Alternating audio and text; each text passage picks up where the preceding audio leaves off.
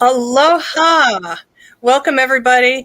I found the countdown thanks to Gerald. I'm not sure if I got it exactly right this time, but I'm closer to getting it right. Anyway, thank you all for coming. And I would like to welcome my friend back to the channel.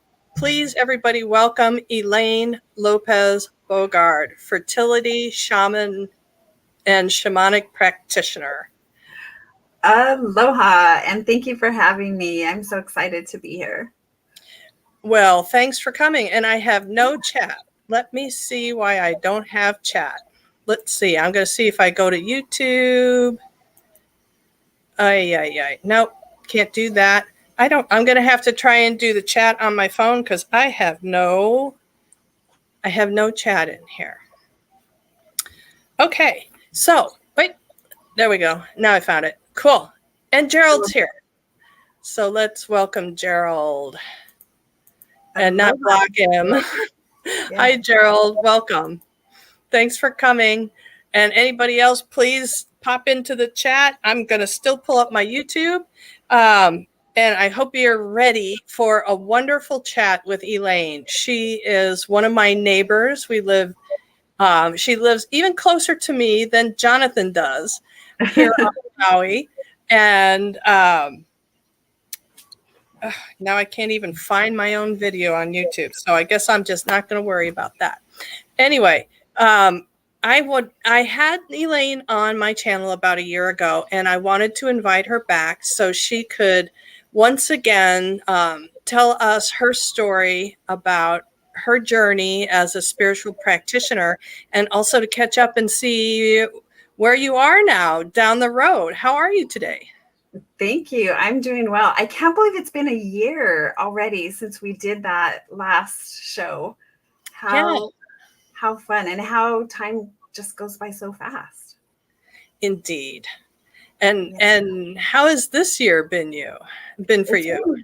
Yeah, it's been really well. Still loving living here on Maui, and just really just enjoying every moment being here. And this month I've had 2 clients give birth to their beautiful babies. And so that's been really exciting for that, and just makes me so grateful to do the work that I do. Elaine shared on Facebook a post from her client that recently gave birth, and I shared it on my page. I hope some of you guys have seen it or will go and check it out. Elaine, why don't you tell the story about how this happened? Sure. So my client, she was like 38 weeks pregnant. She was coming almost time to give birth. She was feeling very anxious. And so we had a session to help her reduce some of her birth anxiety and labor anxiety. And as we're in the session, I kept getting images of the road to the hospital just being gold, and this golden road. And I just kept telling her, it just feels like there's this golden light guiding you to the hospital, just paving the path for your baby to be born. And I just kept sharing that. It's just such a beautiful moment, and just really kind of feel into that golden divine path being laid out before you. Well, then it turns out, I think it was like 4 days after our session, she went into labor. And she 3 or 4 days after, she took a picture. She sent me a picture, and she ended up driving to the hospital as the sun was setting.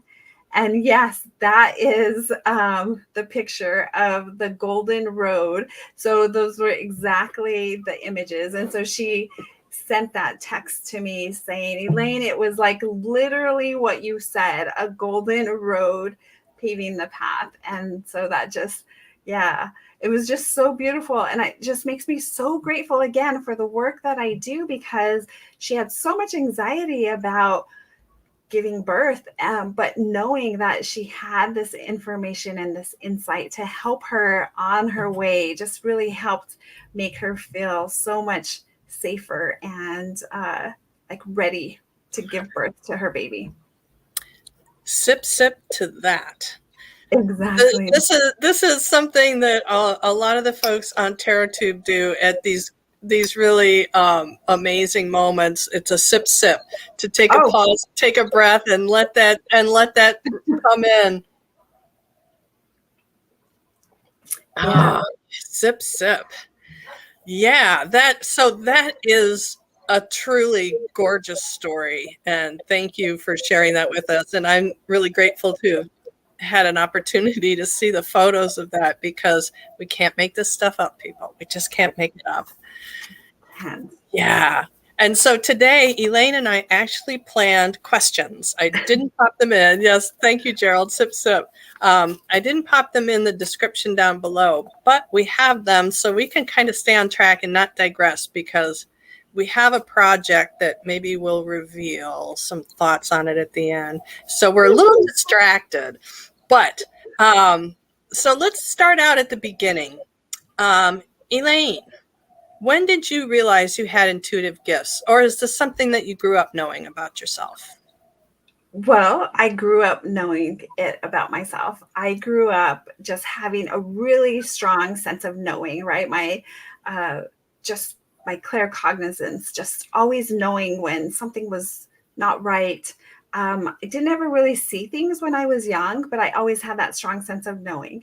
For example, I remember being a kid and telling my mom, Dad was in a car accident. We need to find him. We need to get a hold of him. And my mom dismissing me. But shortly after, she got a phone call. My dad was in an accident. Yep, sip, sip to that. Yep. And so those are things that I remember. But I was also raised Catholic. And so being raised in a Catholic home, those things were very frowned upon. And so I feel like because of that, I just kind of put everything away. Still followed my intuition, but not as much, right? Because being raised Catholic, all of that's taboo.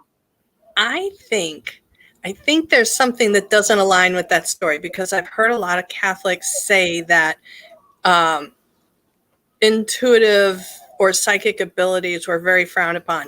But people that are raised in the Catholic tradition are raised talking to spirits, which they call saints, every single day. Oh, yeah. And the prayers, um, the rosary, I mean, come on. Well, prophets, the Bible mentions prophets. Like, But there's lots of stuff. Yeah. that's, to me, that's casting. And to me, that is mediumship and channeling. I'm sorry. Anyway, so I don't want to derail your story. Yeah. Yeah, that's a whole other topic for another Whole time. other topic. Well, maybe we should talk about that someday. We probably should. I feel like it's an interesting topic that a lot of people experience, as well as they're coming into their spiritual gifts and their knowing. Yep. Yeah. So anyway, moving forward into life, I always used my strong sense of intuition. Always knew when people were lying, things like that. Like, that's all just part of life. Well, in 2010, I got pregnant, and then I had a miscarriage. And after I had that miscarriage, I really did just stuff all of my emotions away around that. I subsequently got pregnant again with my daughter, Savannah, who's 10 now. But after she was born, I went into kinesiology school because I wanted to find a way to work from home and stay home with her. And so I went to kinesiology school. And in kinesiology school, we learned about the emotional root cause of physical ailments. And that was when everything I had stuffed away related to my miscarriage came to the surface.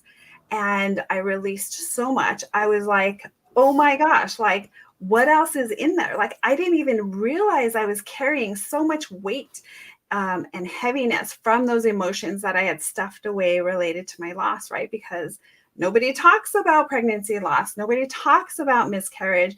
So I did a lot of suffering in silence, and not sharing my story with anybody, which ultimately was very heavy for me. So as all of that released, I was like, oh my gosh, what else is in there? Like, what else can I get out? And so I was on my path of personal healing.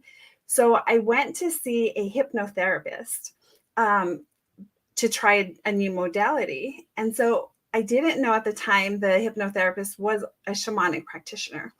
I just thought I was going to go try hypnotherapy. So I go see this lady and she says, before we get started, I'd like to open sacred space. And I'm like, okay, I don't know what that means, but okay.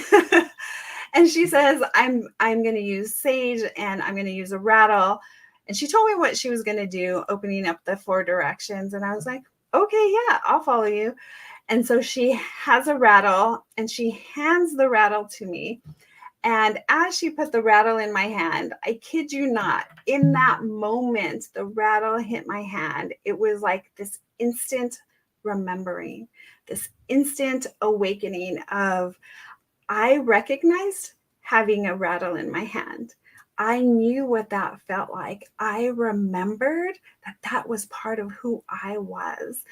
And so all of these images popped into my mind of me as a shamanic practitioner, as a like in the Mexican tradition, curanderismo, and that's my lineage, is Mexican healing.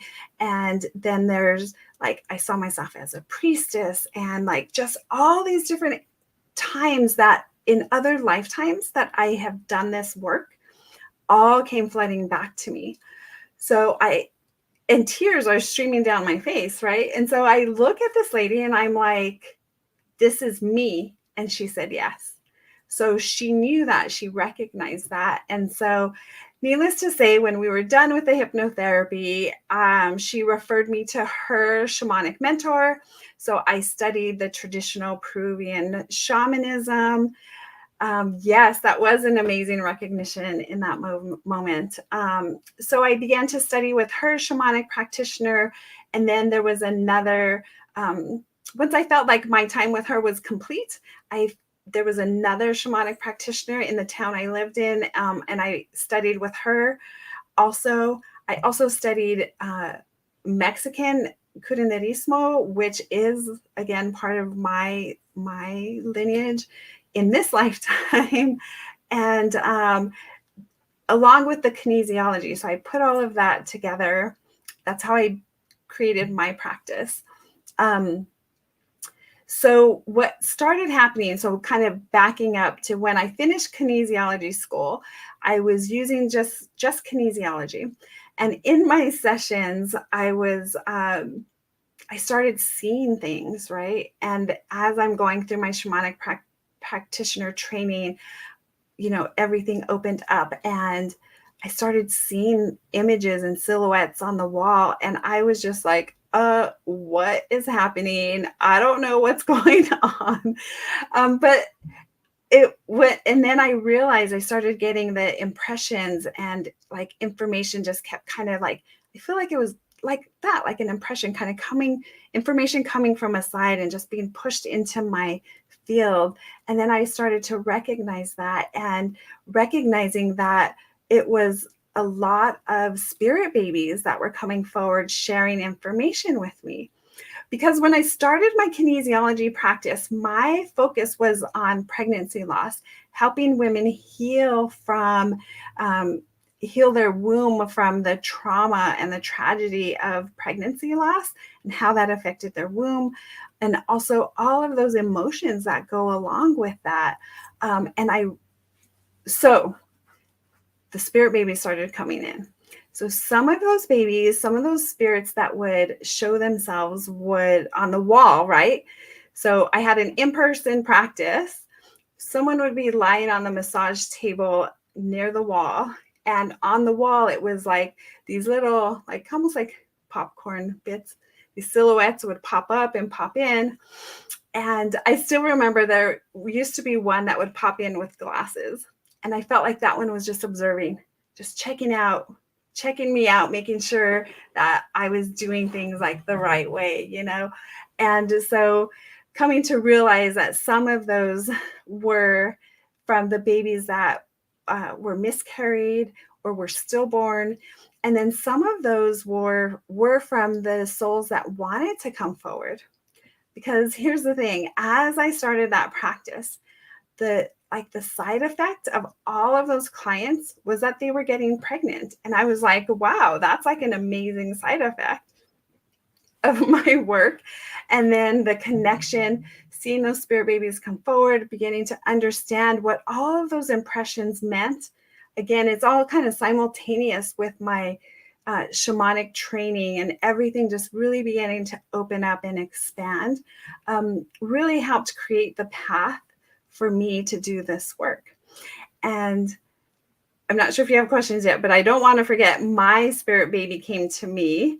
But we could talk on that in a second. So let me know if you have questions about what I just shared. No, I mean, that's amazing.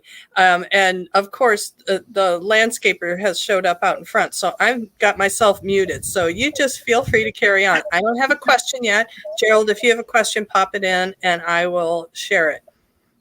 Okay.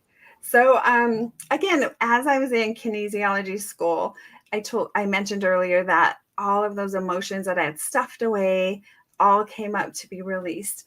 And one of my friends in kinesiology school, she used to fly from California to New Mexico, where I took the training. She used to fly in and take the training. Well, her psychic gifts also opened up, like it was almost like instantly. And at that time, I was still not 100% sure about what all of that really meant, right? So my spirit baby came through to her during kinesiology school, and he brought through some beautiful information for me, that it wasn't his time, and he actually didn't want to be born in human form. That his mission was to kind of like wake me up to change the trajectory of my life. Because before I started doing this work, my degree is in information technology. So I used to be a web and graphic designer. I used to do project management for the state of New Mexico, right? So very different work. Well, I say somewhat different. I still kind of think of myself as a project manager, right? Between spirit world and the human world. So anyway, just really changed the trajectory of my life, because had I stayed working at the state, had I not had that miscarriage, and had I not gotten pregnant with Savannah, there's a good chance I would still be doing that work and still be like getting ready to retire from my state job. But instead, I'm here living on Maui, sharing my work and helping women also become mothers. So yeah, I'm just so grateful that he came through to my friend in that way. And since then, I still connect with him, and I feel like he really is guiding me on this journey. He brought this work to me so that I can help others. And for that, I'm grateful for all of the women that I've been able to help. I am very grateful for my path. And yeah, so that's kind of how it all merges together and how I got to do the work that I do now. That is amazing. And I love the way you're able to communicate that experience with your spirit baby, because I think for me as a medium also, when that comes up, you know something? Hold on, Elaine. I'm going to give you a question and I want you to talk. And I'm going to go blank myself out for a minute and close up my doors. So, okay. Can you give us an idea a little bit more about your shamanic training, about exactly how long that was and what was entailed with that, please? Sure, yeah. So like I said, I worked with 2 different mentors, and I feel like if I can remember correctly, it was about 2 years of training with them. And what we did is we studied each of the 4 directions, and each direction has different gifts and different like skills that come along with each one. And so as you start with one, it's kind of like the basic training kind of, and then as your gifts expand, then you move on to, and there's time in between each session, right? Because there's integration time, and then it's like learning new skills with each of the 4 directions. And then when I worked with one-on-one with another mentor, again, I feel like I worked with her probably about a year. And what was fun was that as she was sharing some of the different traditional methods of healing, it was like I instantly received the information. It was like, yeah, I know how to do this. I've been doing this a lot before. And so a couple of the techniques that I really, really love doing, there's one called bringing down the jaguar. And I really love that one because that one is really about calming down the adrenal glands. And for so many people, we're constantly in the state of fight or flight.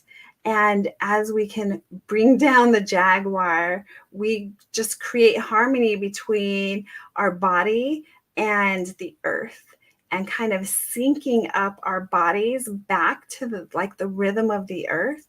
And once the adrenal glands are like balanced and in harmony, I feel like so much more healing can take place even more rapidly. So I really, really love that technique. I want to learn more about that. That to me is right up my alley. I just, yeah. And sometimes I think I'm more as much cat as human. So Mm-hmm. that, Yeah. that's, I love it. that sounds amazing. And yeah, that also sounds like something I would have loved to have studied as well. Yeah, it was really fun and really potent, right? Each training was really potent, and then the time for integration. And then one of the other techniques I really, really love is soul retrieval. Oh, And that's, yeah. going back into the time when there was a traumatic event and just kind of calling back all those parts of the soul that were kind of shattered from that traumatic event and kind of like disassociated, and just bringing that back. And that also creates just this beautiful space for healing and for potential moving forward. Yeah, so that was really unique. And what I realized in doing that is, again, it was just really, it awakened that part of me that I knew was part of me, right? That knowing, that remembering. And then from there, so much has just come to me that I just instinctively know what to do. And I work with people and their soul, like their soul doesn't lie. So it kind of makes it easy that I'm led by their soul, and also the soul of the baby that wants to incarnate, that wants to come. And I just receive information and guidance from that, and then just kind of help pave that path forward.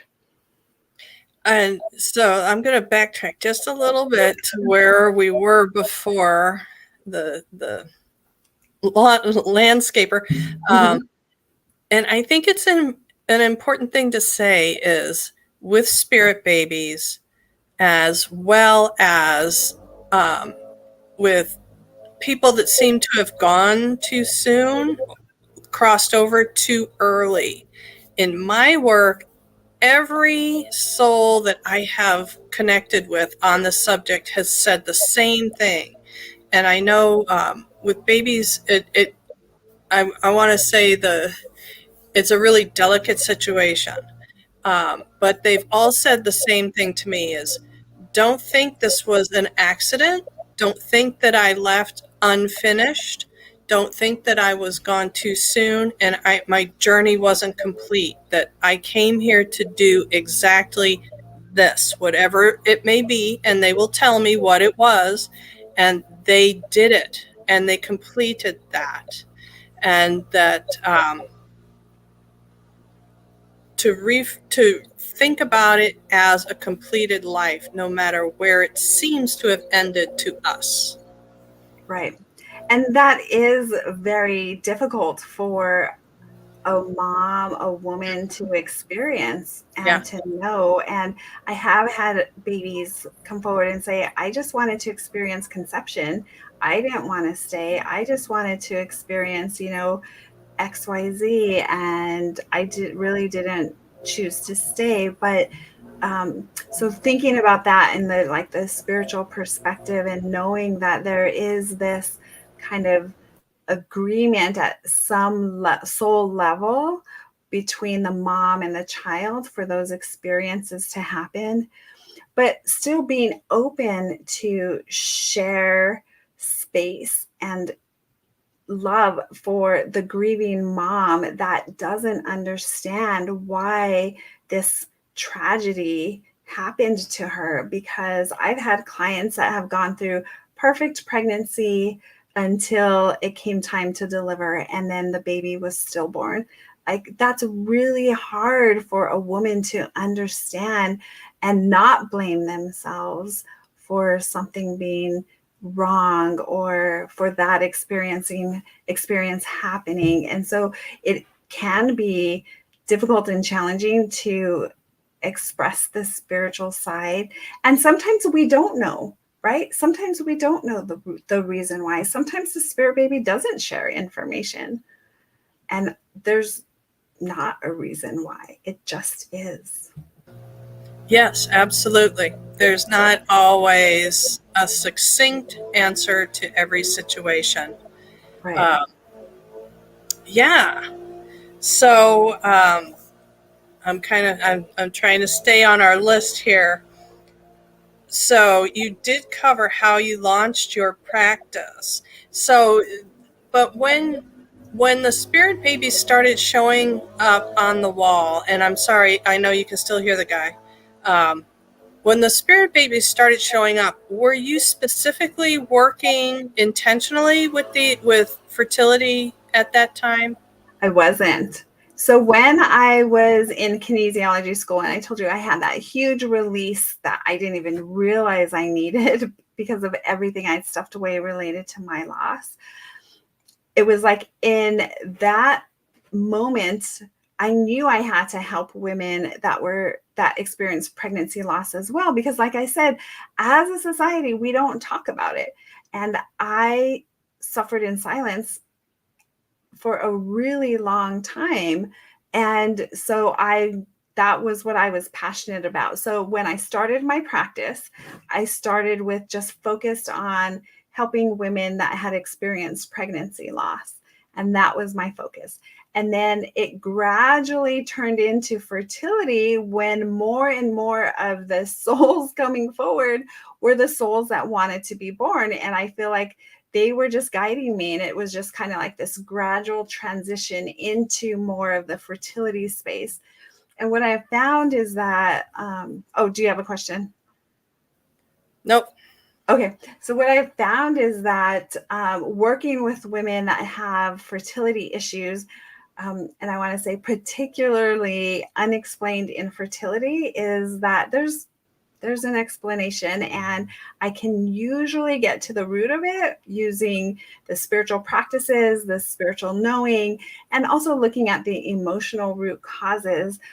Western medicine does not address any of that. And I've helped so many women that have been told by Western medicine that they have like less than a 5% chance of receiving, or they have, like they can't conceive on their own. And most of my clients are over 35, and I have over an 80% success rate in helping my clients to conceive, because we go beyond what is known, right? Really tapping into that, the wonder of spirit and the knowledge and wisdom that spirit babies bring forward for us. That is amazing. That is absolutely amazing. So let me ask a little question about when someone does contact you and wants to begin working with you about either healing or going forward or both regarding motherhood. What exactly, I know you don't do one-time session work with folks. What exactly, if someone were to contract with you, just give us an outline of what that would mean. Yeah, sure. So what I do is I always set up a call to chat with them, to talk with them, to see where they are on their journey and how exactly I can help them and what their ultimate goal is. I want to just address why I don't do single sessions. I don't do single sessions because I feel like single sessions for the work that I do are just not as beneficial, right? That's information. And so I could just refer people to you to if they want information. But if people come to me and say, I want to know how many children am I going to have by the time I'm 30, I'll be like, well, how many children do you want to have by the time that you're 30? I feel like it really is this space of creating transformation for somebody rather than just information, because there really is a lot of work to create this beautiful foundation for this baby to come. So I like to help create a conscious conception and just really being conscious about, again, creating that foundation, creating this space. And when we do that, we work together. There are lots of things that we address. We particularly work on the mother wound, which is how they were mothered, because sometimes subconsciously there is interference because there's fear that they will ultimately be just like their mother. And most people don't want to be just like their mother because they've had a lot of conflict with their mothers. So we do lots of healing around that, around the mother wound. There's also lots of healing around prior traumas like sexual abuse, physical abuse, a lot of traumatic events that can also interfere in that space. And then calling on our ancestors and working with our ancestors to bring in safety and healing for them. Also, again, everything is about creating that foundation for pregnancy, for conception to happen. And then the rest of the work really is connecting with that soul of the unborn baby, getting information about what that soul needs, and just really, again, just diving in with that preconception communication. And I'll say one thing. Okay, go ahead. Yeah. Just real quick about that preconception communication. What I find really helps when women have a lot of anxiety and fear, particularly related to getting pregnant after a loss.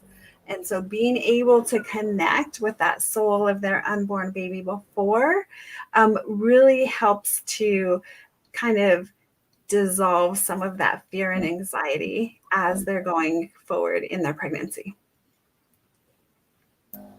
So have you been able to communicate with every spirit baby that you tried to communicate with? Because I get this a lot of like, can you communicate with a deceased loved one on demand? Can you communicate with babies, kind of on demand? If you ask, they will be there. Nope. Not always. And sometimes some bring really specific information, right? So sometimes some will bring sometimes I've gotten such specific information as to like a month or a day of conception. And that has been really amazing. But sometimes I don't get anything. And also sometimes I can see the image of the spirit baby kind of on the fence, like that's the symbol of like, maybe there's some hesitation on the parent side that they're not exactly sure that they want to invite the baby over. And so the baby's kind of just, that spirit baby is just kind of waiting to come over. And so, yeah, I never really know what's going to come through. But ultimately, in the time that I work with a client, by the end of our time, again, we're creating that path, that foundation for the baby to come. So if the baby isn't coming in and giving information in the beginning of our work together, then towards the end, as we make that space, that baby starts making its presence known. So I guess the answer is yes, but not right away. Right? So if in a session, if I'm like, okay, spirit baby, come forward, they might be like, not today, lady. Like, I can't control that. But that, again, one of the reasons why I like to work with people over a period of time is because we build this foundation, and then they start dropping in a little bit more and a little bit more and a little bit more. Yeah, I find if I am unable to connect on the spiritual realm for a client, for me, it is typically a block, an emotional block between the conduit as well as the spirit realm, that they don't want to reveal something to me, but there's also a hesitation for whatever reason about making that contact, whether it's a fear or an anxiety or just skepticism. But it most typically is an invitation, a lacking invitation. That's the way I like to say it, is that I'm not invited. Do you understand what that means? I do understand what that means. Yep. Yeah. And yeah, one of the things that I do is I do teach my clients how to connect on their own and how to like create that space to make it as an invitation for that spirit baby to come forward. So they can get to know that spirit baby. They can get to know what it feels like when their presence is close to them and near them. So they can stop and take notice and be like, oh, I noticed my baby is here. And then that builds, because then when they give birth, then they're still able to have that communication when their baby is here. And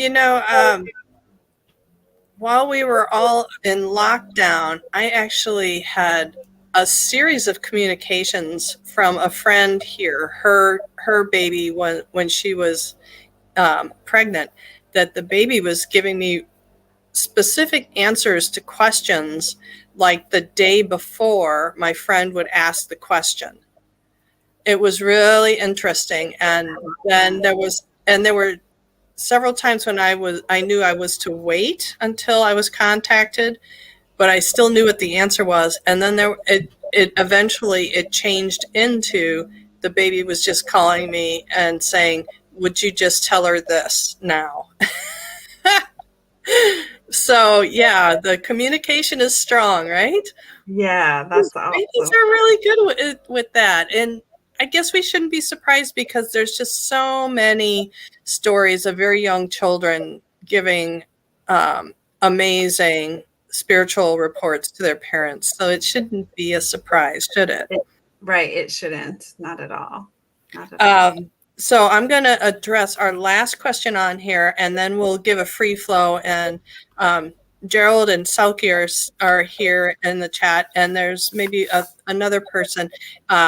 After we finish this last question, we'll leave 10 minutes for you to reach out and ask a question if you have any, or if you have, just go ahead, pop them in, and we'll get to it. So there was one thing that I like to talk about in deepening a spiritual process is homework, and the importance of accountability and doing your self-work. And I would imagine that this is a really big portion of your practice.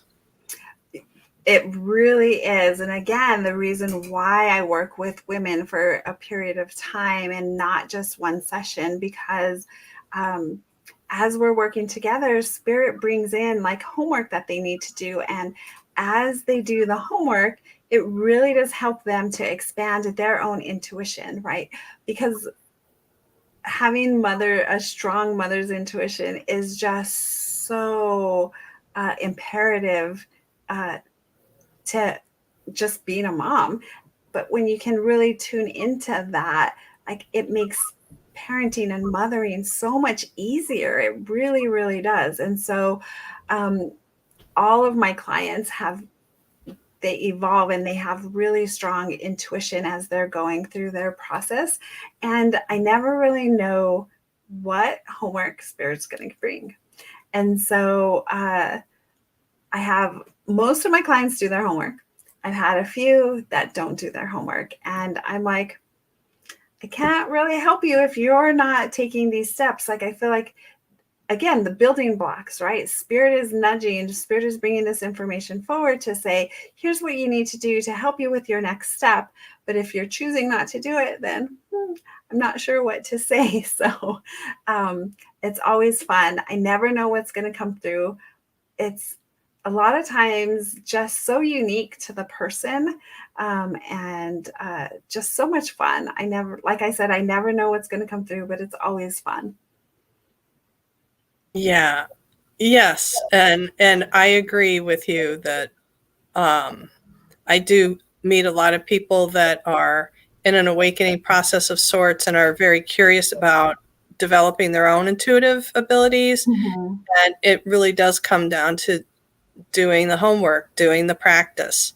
And I also say that to folks who come to a session and say, just whatever they have to say to me, whatever spirit has to say. And here's your paper and pencil, get ready to take notes, because they will, they're going to begin giving you homework assignments. Mm-hmm. Yeah. Yeah. I just want to say one thing. I also work with, I have several clients right now that are realtors, and not necessarily like fertility in mothering, but fertility as in creating a fertile business, right? A lucrative business. And so in working with these realtors, they get a lot of homework too. And all of it is to expand their ability to create, right? Because we create as we speak. We can create through our womb. We can create through our heart, through love. And so at the end of the day, it is all about working and amplifying that creation energy to help people create the life of their dreams. And when you follow those little breadcrumbs that spirit gives you, then little by little, those breadcrumbs get bigger and bigger and bigger. And then you get more and more insight and more information, so that you're really living a charmed life when you're in sync with spirit and you're following spirit. Miracles just aren't for everybody else. You're in that energy, in that space of creating your own miracles every day. Oh, that's amazing. And I'm going to take a pause right here. Gerald has a really good question. Yes, I do involve the fathers. And what I do primarily is when we start doing the spirit baby communication and connection, I do a session both with the mom and the dad, and we do the connection with them together. And we really do bring in the whole family. I've also done sessions where I've had siblings come in. I had one spirit baby that wasn't coming in. My client wasn't getting pregnant, but we knew that the spirit baby was there. Well, the older sibling didn't really want a younger sibling. So we did a family session with everybody, the mom and the dad and the sibling. And I just basically channeled what the spirit baby was saying, connecting with the sibling. And so we finished the session, and literally the next month, the mom got pregnant. So being able to involve the dads and any siblings has been pretty fun and positive. So yes, I do try to include them, and they're always welcome to come to any sessions. And so some come more than others, but it's mostly around the spirit baby connection. So the sibling, you were able to diffuse the rivalry in Yeah. one session with the sibling? Yep. And the mom got pregnant like the next month. Holy cow. So that's what was interfering, was the energy of the sibling, because that sibling didn't want to be a big sibling. She wanted to be an only sibling. So have you also encountered that with fathers that had some fears? Yeah, it'll come up during the session.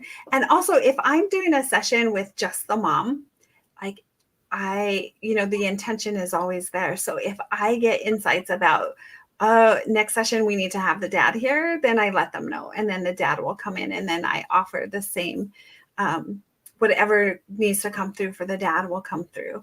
So just always being open to, again, the core of what I do is creating that foundation for a conscious conception and making that space to call in that baby. And so whatever it takes, like spirit will just let me know. So with the dads, now I'm going down a rabbit hole. With the dads, the impressions I get is there would be a couple of things, like there's with some dads there's an element of competition or rivalry, and with other dads maybe there's a concern about their role as a protector or a provider, or if their own parenting issues haven't been resolved for them. Yeah. Yep. Yep. And so again, whatever comes up, I never really know what's going to come up. So it can be about providing. It can be fears related to like what their experiences were when they were a child. So yeah, just being open to whatever spirit brings for them. And as long as they're open, I feel like it can make a big difference. And I'll tell you what, I've had some husbands, some partners get on the call and they're 100% skeptical, 100% like, whatever, lady, you're crazy. And my wife is making me do this. And by the end of our time together, they're either in tears or they've changed, like a complete turnaround to where they're like, that was amazing. Thank you so much. I feel so connected to my baby. And, I'm sorry I was skeptical. They don't always say sorry, but it doesn't really matter because that happens, right? They can feel it. They can sense it. They can see it themselves. And it is just a beautiful opportunity for people to connect. And again, it's so much about, like, you're a medium. It's just so much about going beyond what we know, what we think we know, and really trusting that the universe truly is conspiring to help us. And there's this whole spirit world of helpers that want to help us, that are waiting for us to ask them for help, and they're ready to step in at any moment. And as we connect with that, it's like, oh yeah, green light, we're going to help. We're here to help. So let me pop in Selkie's question real quick. So what happens if the father and we just had your discussion about fathers that get it, the fathers that hear it, but what happens if the father isn't on board and doesn't hear it? Well, I haven't had that happen. So I feel like if a father is completely not on board, then the mom or the wife won't ever ask them to come on a call. I feel like they know. And I have had a client that said, my husband doesn't even know I'm doing this work because he wouldn't believe it. And that's okay too. We just make the offering and setting the intention for the father to receive anything that he may need. Oh, so that's awesome. So the success then doesn't necessarily hinge on on having full participation of your partner, that it's your client's intention and determination that will help bring the process, even if they're doing kind of solo. Right, because the father would be on board to having a baby, but maybe not on board to do the work with me. Yeah. And that's okay. Again, we're making the offering. And at a soul level, I feel like they're open. They might not be open consciously in this world, but in the spirit world, I feel like they're open. And so again, it's just about that offering. Selkie's got another great question. So what about same-sex couples? Not sure what exactly. Have you worked with same-sex couples yet? I have, and helping them get through like IUI, and it's been beautiful. And there's really like kind of like no difference. They just use IUI and can be successful using IUI. And working with both of them. Again, it's about creating that beautiful foundation to call in that baby. It seems like with same-sex couples, the intention coming in already is so strong that it's not, it would seem to me like it would be less likely that it would be a personal fear or apprehension that's slowing the process. It seems that one would be a little more scientific, maybe, or something. Yeah, I don't really notice that there's anything really different. I just feel like it is like with same-sex couples or regular couples, like I feel like they all want to be parents. Yeah. And so it's just about working with that desire to create that, to help them create that life that they desire. And so, yeah, there's really no hindrance for same-sex couples. And so that really goes to show that those kinds of categories are really our own human limitations coming into play. And like, so again, like today I learned this, that your work as a fertility shamanic practitioner is no different whether it is heterosexual couples or same-sex couples, that it is all about the spiritual universal intentions and yeah, and that's a beautiful thing. That is really a beautiful thing. It really is. Yeah, so that, you have covered all of our questions. Let me just ask a little bit, because we did have a note in here about healing the womb, about clearing fear and trauma with the womb itself. And I don't think we spoke 100% specifically about the womb itself. Right. And again, if anybody has a question, pop it in. We've got a little over 5 minutes left, so we want to make sure and get to that question if we need to. Yeah, so womb healing, just comes in as when we experience traumatic experiences, there's an imprint that's left in our physical body, and particularly in our womb space, because there's been so many women have experienced sexual trauma. And so as we do the womb healing, it's like those imprints begin to kind of just lift up and out of the womb, and just clearing that womb space again to create that fertile space. And one of the images that I get a lot is like the uterine lining. And sometimes the uterine lining is really dense and really, really collapsed. And in order for an egg to implant and to get a fertilized egg to implant, it has to be like fluffy and flowy. And so as we do the womb healing, I can literally see that uterine lining begin to expand and just create that beautiful like pillowy and cushiony space for that egg to implant into the womb space. So yeah, it's just clearing out those imprints and those emotions that have been trapped in there for so long. And then also helping work on the nervous system and helping calm the nervous system, because so often I could see the nervous system and it's almost like it's frayed. And because it's been in like just that fight or flight or even frozen for so long. And so just kind of working with the spiritual healing, I get information on what they need to help release that and kind of soothe and smooth out that fraying out of their body. Again, creating that space for conception.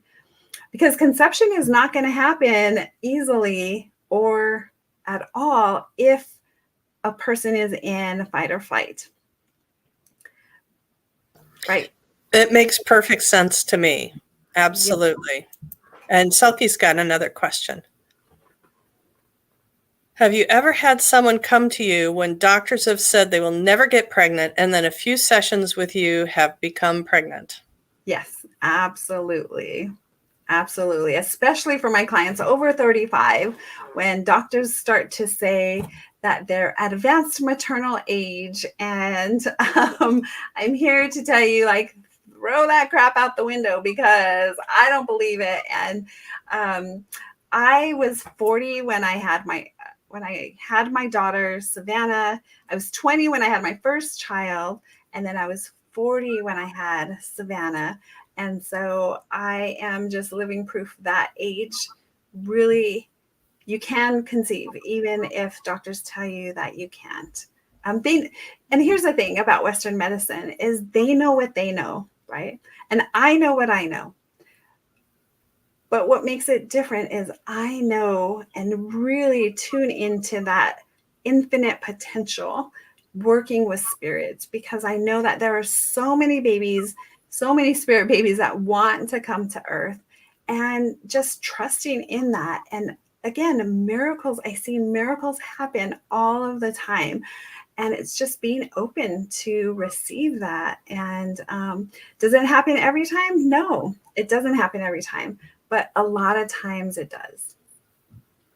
And that is amazing. That is so amazing. I would imagine in Western cultures, the clients that come to you already have been on this journey for a while before they are ready to consider a different path, a holistic path. Do you find that true? I do. And one of my most recent clients that got pregnant had been trying for, I think, almost 5 years, between 4 to 5 years, had multiple IVF cycles, which, you know, that's really hard on your body. Those are very expensive. And I feel like if I remember correctly, IVF is about a 30% success rate, maybe 40%, depending on the clinic. But after multiple failed IVFs, working with me, I think it was probably less than a month, or maybe it was around a month. I can't remember exactly, but she got pregnant. And it was like, what? They told me I could not get pregnant unless I did IVF. And I'm like, no, check that at the door, because IVF is not the only option. There are other options, just Western medicine doesn't know about it. And that is a beautiful thing. And as you said, you've got about an 80% success rate, huh? I do. And it just makes me so happy and so grateful to do this work. You know, some days I just can't believe.